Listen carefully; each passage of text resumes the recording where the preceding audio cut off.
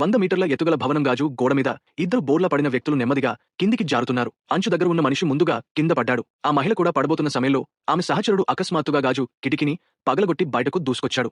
జారుతూ ఉండగానే అతను గాజు వైపు కాల్పులు జరిపాడు మరియు చివరికి ఆ మహిళ శరీరాన్ని కష్టంగా పట్టుకున్నాడు. కానీ ఒకవేళ అతను శారీరకంగా అలసిపోయే స్థితిలో ఇలాగే ఉంటే ఇద్దరూ చివరికి కింద పడిపోయేవారు. ఆ సమయంలో గ్యాంగ్ లీడర్ ఒక తుపాకీతో వాళ్ల వైపు నడిచి వచ్చాడు.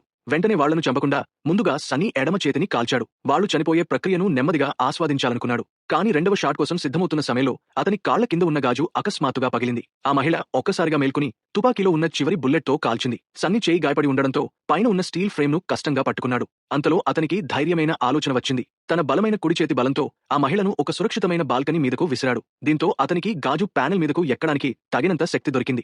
గ్యాంగ్ లీడర్ కూడా అదే సమయంలో పైకి ఎక్కాడు. ఇద్దరూ గాజు ప్యానెల్ మీద పోరాటం మొదలుపెట్టారు. గ్యాంగ్ లీడర్ ముందుగా తుపాకీని పట్టుకోవడంతో సన్నీ వెంటనే అప్రమత్తం అయ్యాడు. కానీ ఆ లీడర్ తన జాగ్రత్త తగ్గించుకోవడంతో అతను కూడా భవనం నుండి కింద పడబోయాడు. జిమ్మీ ఆ అవకాశాన్ని ఉపయోగించుకుని తుపాకీని తన కాలితో తోసేశాడు. తుపాకీ లేకుండా గ్యాంగ్ లీడర్ తన నడుము నుండి కత్తి తీసుకున్నాడు. అదే సమయంలో వాళ్ల కాళ్ల కింద ఉన్న గాజు ప్యానెల్ పగిలిపోవడం మొదలైంది. సన్నీ వెంటనే వెనక్కి తగ్గాడు. దాడి చేస్తున్న గ్యాంగ్ లీడర్ నేరుగా బాల్కనీ మీద బోర్లా పడ్డాడు.